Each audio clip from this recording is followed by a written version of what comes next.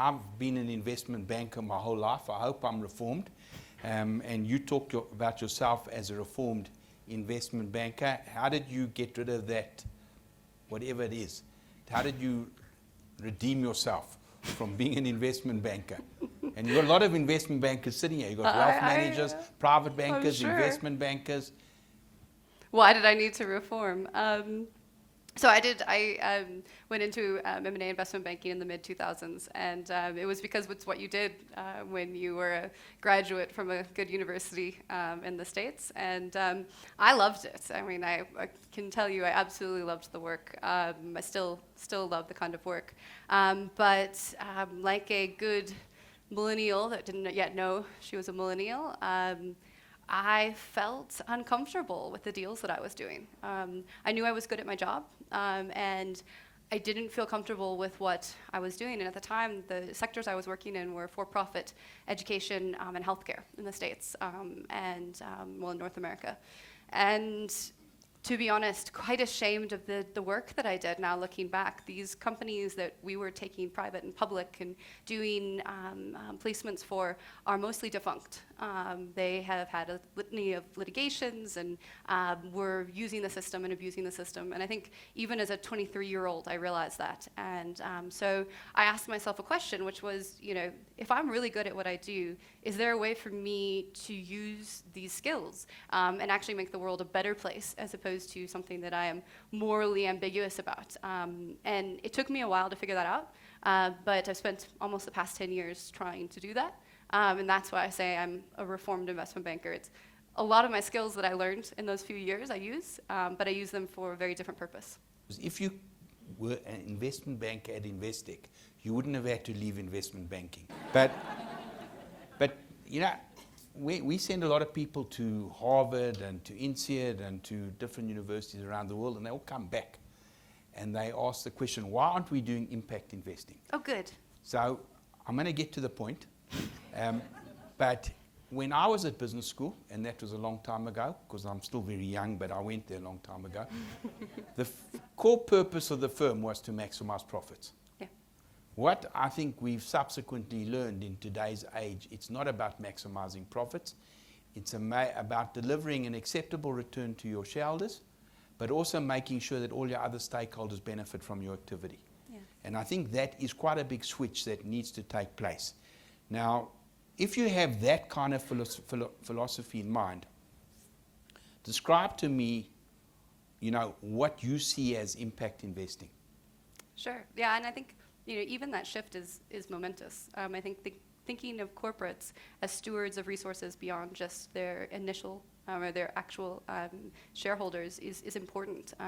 Understanding the stakeholders, understanding the environment, understanding all these other pieces. And one of my colleagues at Oxford says there's no such thing as externalities. There are things we have externalized. And I think that's completely true. So for me, I guess for the industry, impact investing is about making investments into organizations that have positive social environmental impact and potentially financial return.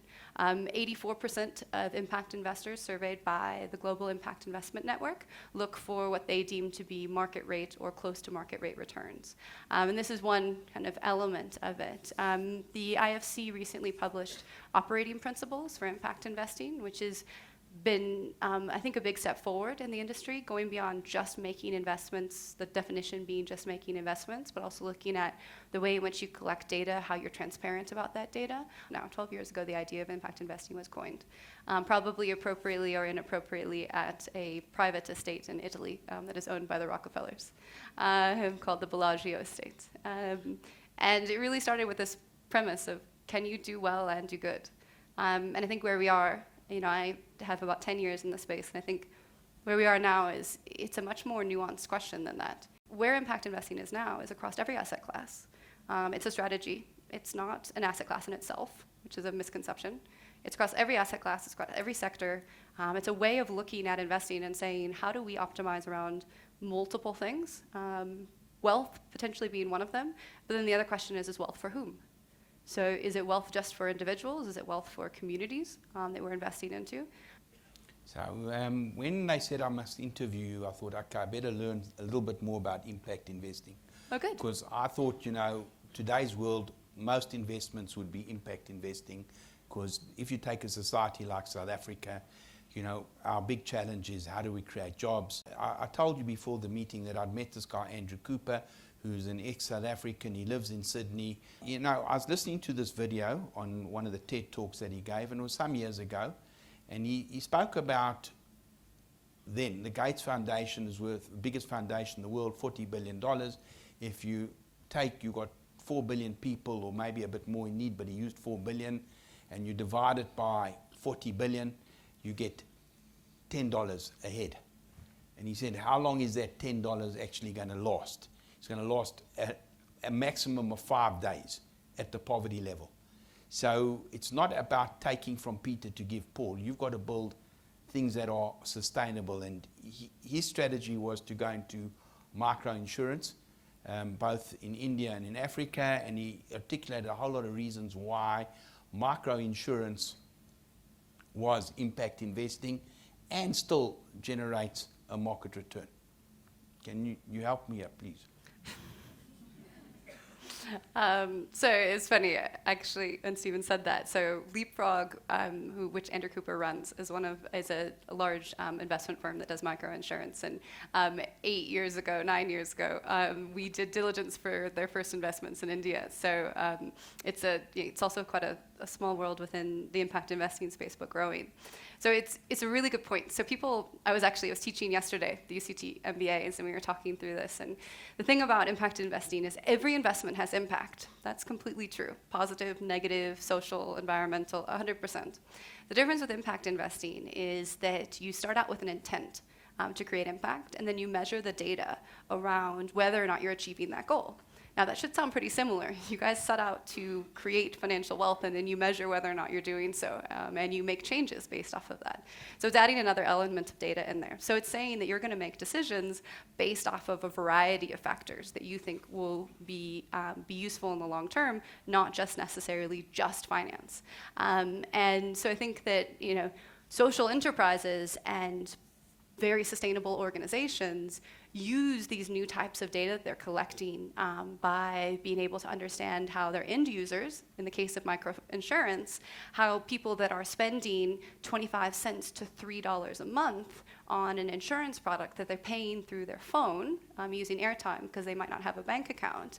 Now, that may sound like an absolutely tiny amount, but what there's multiple companies that Leapfrog is invested in. One of them has 28 million users now and has been growing 30% month on month for the past 12 months. So you start thinking about just the numbers that start to get there. And one of the things in impact investing, often, not always, impact investing is about riding market failures and finding people that are currently not being served by the market. That can be poor, that can be women, that can be sexual orientation, that can be geography, really across anything. But when you find people that aren't being served by the current market, there's an opportunity. Or people that are being underserved. There are huge opportunities. If you go in trying to create them as loyal customers and build value for them, as opposed to extract rent, which is an economic term that we use, if you're creating value, and they recognize you're creating value, then you're building businesses that are going to be profitable in the long term. There's a bunch of different ways in which you can look at how you're creating impact as an impact investor. One of them is your enterprise impact. So what's the actual impact of the organizations you're investing in? Another is your actual investment impact. So how are you investing? There are ways that you can choose to be more flexible, be more patient. Potentially, even if you have flexible capital, like foundations or family offices, you can actually go below market, price that differently. You can sit subordinated. You can look at deals that other people wouldn't necessarily look at. You can offer guarantees based off of your balance sheet. These are all ways in which you can have investment. And then you have non-monetary impact. So what is the impact that you're having by giving different types of resources that you have in terms of knowledge, et cetera, to whether they're organizations or others? And so there's actually a wide variety of impact you can have as an investor, not just, and I actually missed one that I actually was going to start with, which is building new markets. So that's what Leapfrog have done, is they have supplied capital to underdeveloped markets. And so these are all different ways in which investors can do this. And it doesn't mean, so where we've gotten to is that there is no implicit trade-off Private equity funds that are managed for impact beat benchmarks. I mean, don't get me started on the ridiculousness of private equity benchmarks from a self-reporting perspective, but... Well, let's get into that. Let's hear. Because our guys love private equity. They all think they're going to make great returns, and some of the returns, if you catch the timing right, are terrible. Venture capital and private equity are very much, I always tell people, they don't realize that the actual industries themselves behave like the underlying investments. You win some, you lose some, and that's just how it is. And I think that in general, we think financial markets have it a lot more figured out than they actually do. We price what we can't see all the time. So this idea of impact being unmeasurable and not being able to invest in things that we don't see, we actually do that all the time. And we're a lot of times making up numbers. Private equity, venture capital, they're making bets on businesses, and they're doing it based off of the data that they have. And why ESG, which is environmental and social governance investing, and SRI, have become so popular. It's estimated that about $1 in $4 that are professionally managed have some sort of ESG or SRI screen. And I think that's higher in Africa. Is because it's more data. Why, as an investor, would you not want to know what the relationship of a mine is to its to its community? Now, mines are not impact investment. I would just like to say that. From an environmental perspective, you also have to look at the net impact of the investments you're having. So just because you're creating 100 jobs, but you're potentially polluting a waterway and having negative health impacts, doesn't necessarily make it an impact investment. So you say that, but we were thinking and talking to Tanya yesterday about financing coal projects and those kind of things. We brought in a philosophy: we won't finance coal projects in the developed world unless it is an existing project that is proving to be more energy efficient and is enhancing the situation, and it's needed in a particular environment. But what happens if that is the only source of energy for that part of the world? Why is that not impact investing? It's a very good question. It's one that I actually had a heated debate with some colleagues at CDC about last week, which is one of the, it's a development organization in the UK. It's one of the largest private equity investors in Africa. And their policy still allows them to invest in dirty energy. And that's CDC, Commonwealth Development Corporation, right? Yeah, so they still are allowed to do that. And their philosophy is that by not doing that, you're hindering the development of those countries that have otherwise been, would have otherwise been able to do that. And I understand that. I think where it starts to get very interesting is when you start to look at the cost economics. So renewable energy is starting to be cheaper per megawatt. And then when you start to, particularly in South Africa, and starting to be in multiple other countries. And then when you start to look at the long-term costs, so the financing costs for coal plants are getting slightly more expensive because they're generally financed over 30 to 40 years. When you start to price in the actual externalities that coal is creating, it suddenly is not a better investment from a long-term perspective. And so what I would like to see is more financial institutions having to do that. You may have seen yesterday, 2 days ago, Standard Bank. Yes. Standard Bank faced a resolution from its shareholders to have to do two things. One, to report on their standards and their policies around carbon, pretty easy. And then the other, to do a full, essentially, ESG reporting to be able to actually look at the carbon costs of the investing it's doing. The first one passed, 55% of the vote. The second one got 38% of the vote, almost 40% of the vote. That means next time it will likely pass. That was the first shot across the bow from a set of activist investors that I have worked with for South African financial institutions. So it's coming. And this is not a feels good to the heart kind of thing. As shareholders in these large financial institutions, you want to know what is your 40-year liability. And if you have things that are not correctly marked on balance sheets, we've seen what happens there. We were all around in 2007, 2008. We did not have things priced correctly on balance sheets. We're going to get there again. So carbon liabilities are something that institutions should be interested in.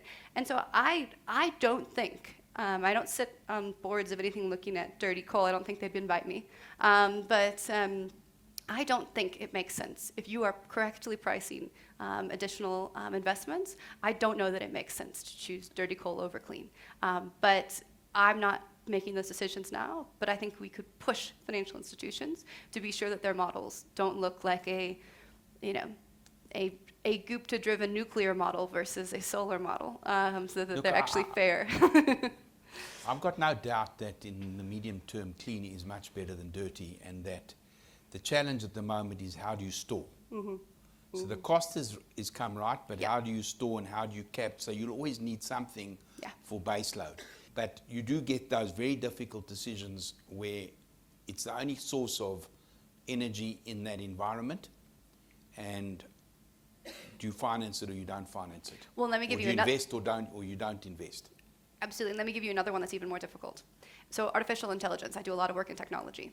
From an impact investing perspective, automation can bring down the cost of consumer goods so that the poor are able to access them. You can at the same time displace jobs. So how do we start thinking about what this looks like when we're encouraging social organizations and other large institutions to invest in automation, to bring down costs and be able to, operate more efficiently and effectively, but also displacing the people that are supposed to be working there?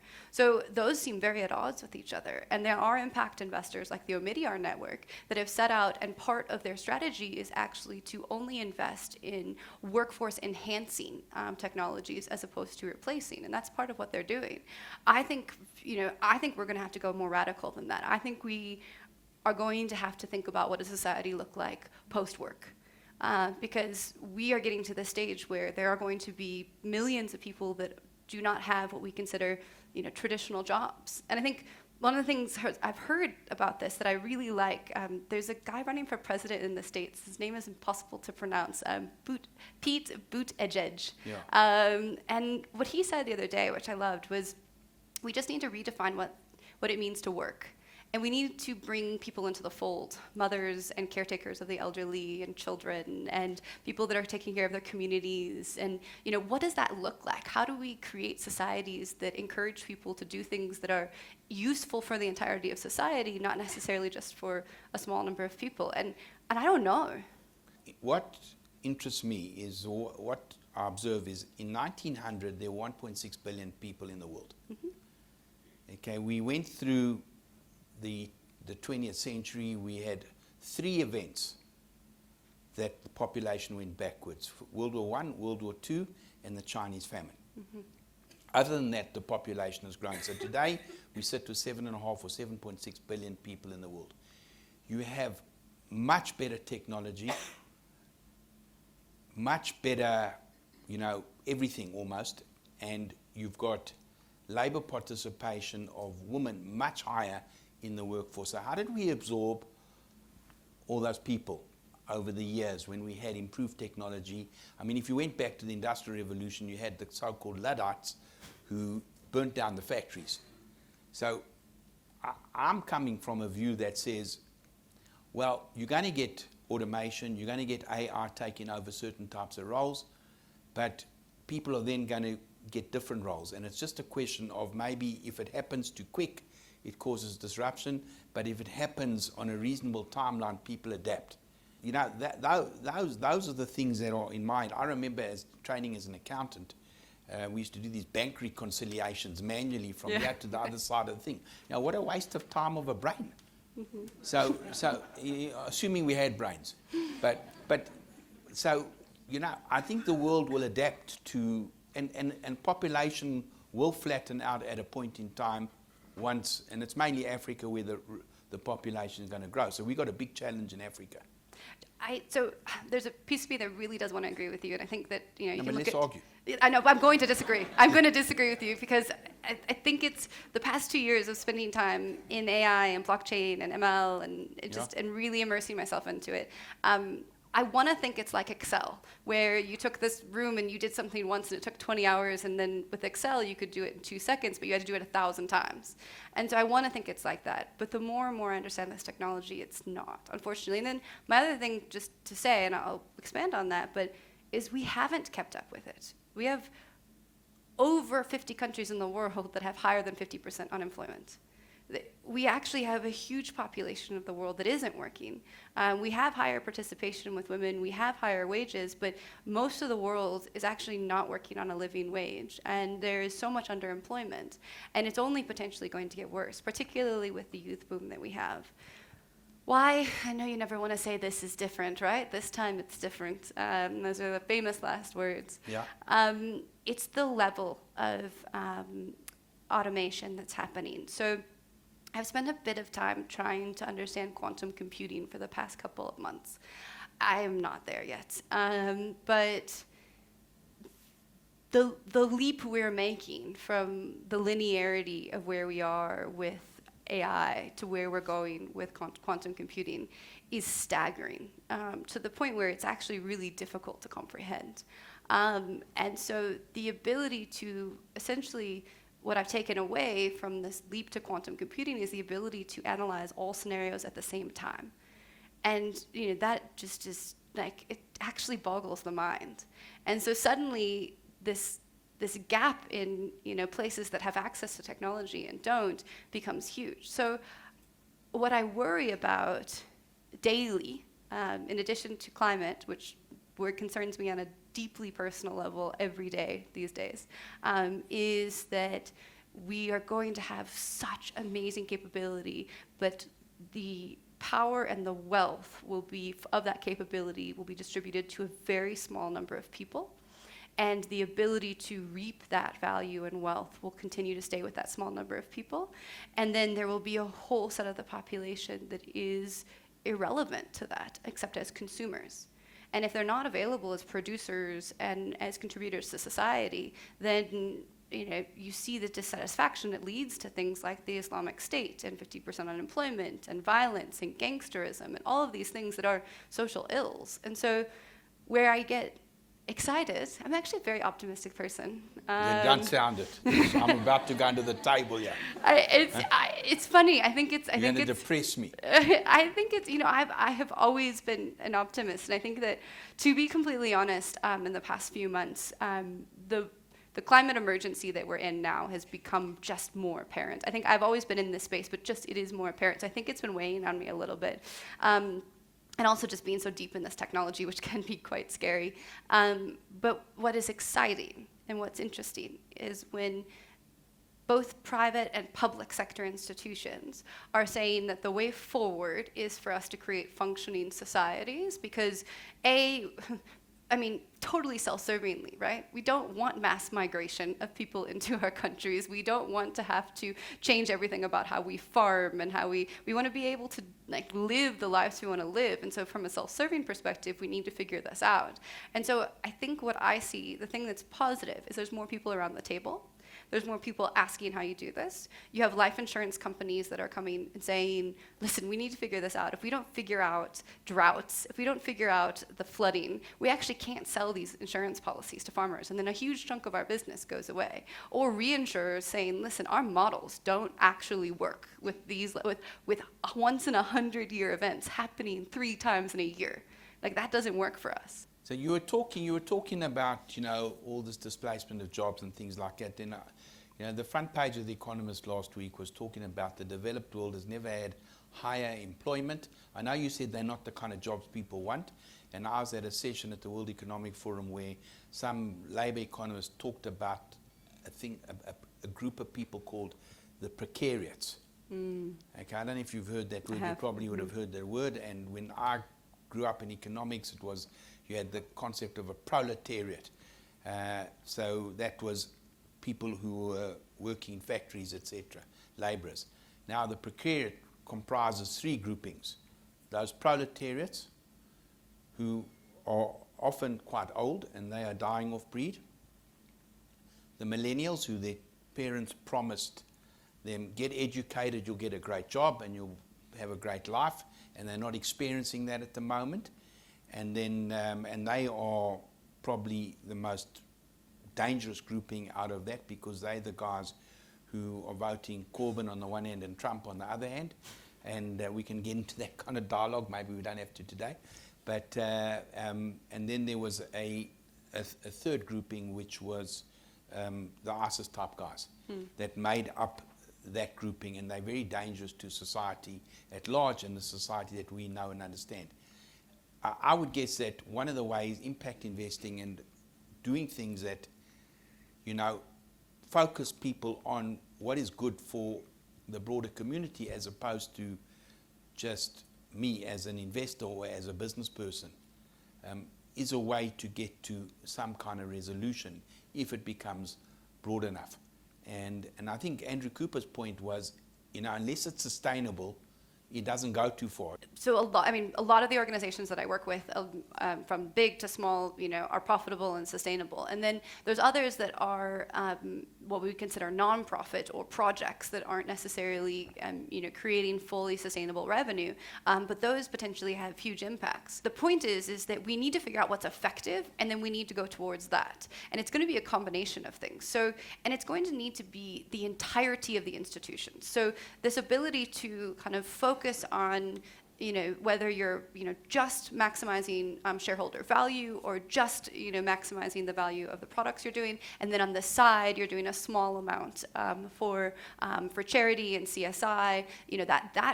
That dichotomy is no longer okay.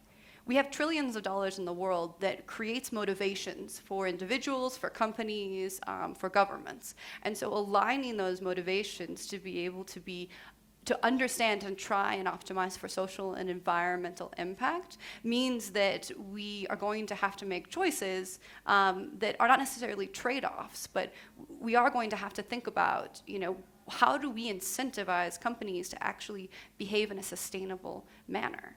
And I think that large corporates, so a good example, Jeff Bezos is, he used to be the world's richest man. Now with his divorce, I don't know about that. He is one of the richest people in the world. 30% of Amazon's employees get food stamps. That means that the federal government in the United States is essentially subsidizing his wealth, him having more money than anyone could ever spend in their entire life. Because they're not paid enough. They're not paid enough. They don't make a living wage. And you have whole people within Apple where they have this whole set of subcontractors of people that are making, potentially below living wages. Same thing with Walmart, potentially the same thing with South African institutions as well. So when companies are told by their shareholders that the only thing we want you to do is to maximize your earnings quarter on quarter, it becomes impossible for us to think about other things. And so there is, Unilever is a great example here. Paul Pullman, the CEO of Unilever, stopped doing quarterly reporting. He said, this is not how I want to run my business. He's been ousted since, but in that time, Unilever beat every one of its peers and all of the benchmarks in the time that he ran the company. And so there is this need just to say that the status quo isn't working. And so whether it's impact investing or sustainable investing or corporate governance being better, we need to change something.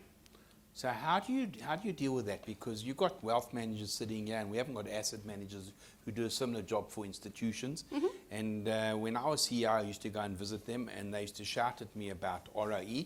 And I used to kind of argue it's not only about maximizing ROE, because we have to do a whole lot of other work, and that takes away some of the ROE. And you have to understand you want to build a sustainable society. And but it doesn't touch sides with them. All they want to know is ROE. And so how do we educate them? Because they're the ones making the decisions. Sustainability is not maximization. It's optimization, yeah. Yes, it's around optimization and understanding who your stakeholders are.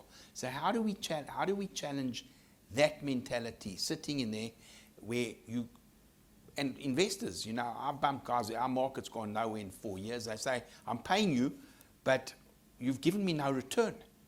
And they're like angry. Mm-hmm. So it's how do you balance that in society? How do you get people to understand that it's broader than just, that maximization? I'm not saying that we sacrifice, I'm not saying people sacrifice anything they don't want to sacrifice necessarily.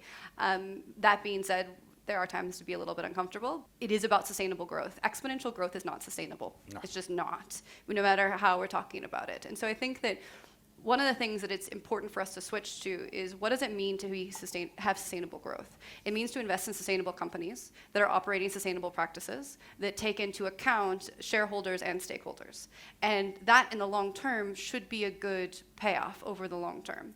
If you are a long-term asset holder, if you are an insurance company, if you are a pension fund, you need long-term assets and long-term liabilities because you have long-term liabilities. And so when you're thinking about long-term assets, you want to make sure the companies you're investing in are going to be around in 30 or 40 years, and they're going to be profitable in 30 or 40 years. And so I think that the mentality is not saying that you need to make less money because you need to save the world. It's saying, how do we reorient businesses to be able to take into factors that are sometimes risk mitigators? So one of the reasons that one of my clients is very concerned about gender equity is that the data shows us that there is lower vol, well, at least lower or the same vol. I can get into a more complicated discussion of it. The metadata is a little bit more misleading, but we know that women on boards do not cause a decrease in company performance. We know that. In some cases, there is some increase. The increase is potentially, but if there's no decrease, then why not put more women on boards? That's a great example. Now, from a sustainability perspective, what about the risks? So if we are starting to collect more data and then the market is starting to internalize that data and price that data, that's some work that some of my colleagues at Harvard are doing now, where they're looking at the materiality of reporting around specific ESG metrics in public markets. And they're looking at what the market does with that data when it starts to be reported. And the market starts to price it. Now, the problem is we're still in this quarterly cycle where you're looking at long-term materiality. And so I think a lot of times it comes down to incentives. If we think about the whole way in which capital flows, we need to make sure each level is incentivized in the long term. So that can be long-term incentives for corporate boards. It can be long-term incentives for management. It can be long-term incentives for investment managers. It can be long-term incentives all the way along the line. And when we start doing that, and we're not looking at how much did you make this week, as opposed to how much are you making for a total value over a period of time, we can start to get there. And then the next piece is just data. We need better data so we can look at companies like we're starting to be able to do with ESG and say, oh, wow, it's really interesting. Companies that score well ESG-wise outperform those that don't. Oh, so adding an ESG lens or a climate lens to my portfolio actually is either negligible or has a positive impact. And then what we should get to the point of saying is, well, why aren't you? So why aren't you doing this? Why aren't you adding an ESG lens? Why are you, on the negative? So where it becomes, my hope with impact investing is that eventually it just becomes investing. So the way in which you pick good investments is you look at what the companies are doing for the environment, for society, and look at them over the long term. We're not there yet. Oh, we're so far away. Although, you know what? I have to say, it's my majority of my career has been, in this, and people are listening a lot more now. I'm getting a lot less pats on the head than I used to. Sitting in front of larger boards. So I think my comment for the wealth managers, I would say, is one of the things that I have heard before, one of the wealth management firms I was working with, is they said, this is 5% of my client's portfolio, and this is 40% of what they talk to me about when they come into the room.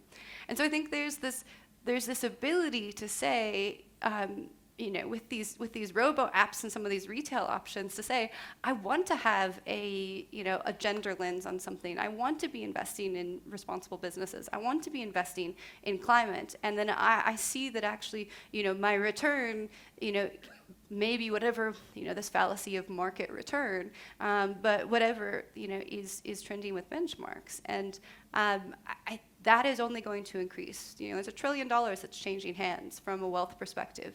And every single survey of millennials and zillennials says they care about more than just their financial return. Every single one. Harvard had a 5-page spread a little bit ago that had all of the different, it is every single one. And so I think that if wealth managers don't learn to talk to their clients about their resources beyond just a financial return, they'll lose them. And I think that's a fact. We can't have the society that we've got, because if we have it for too much longer, we're not going to have a society. So I think it's beholden on all of us to actually help make a difference. So on that note, thank you very much for Aunnie for attending. Thank you, all of you. And we look forward to a better world. Thank you. Thanks very much.